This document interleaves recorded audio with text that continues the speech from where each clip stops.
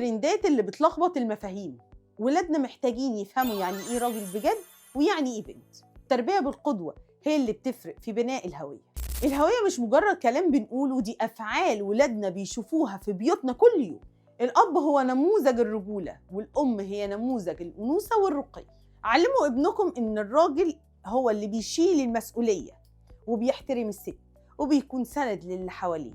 الأب لازم يوري ابنه دوت في تعامله مع أمه. علموا بنتكم إن قيمتها في عقلها، في طموحها، في حيائها اللي بيفرض الاحترام الكل ليها. الأم هي اللي بتزرع في بنتها الثقة ديت. لما تلاقوا ترند أو محتوى بيشوه المفاهيم دي، افتحوا نقاش مع أولادكم. إيه رأيكم في اللي بيحصل؟ هل ده صح؟ خليهم هم اللي ينتقدوا الغلط. اطلبوا من ابنكم مهام رجولية زي تصليح حاجة أو شيلة تقيلة، وشجعوا بنتكم على الاهتمام بتفاصيل البيت والرقي في التعامل. انتم مراية ولادكم، خليهم يكبروا بفكر سليم مش مشوه.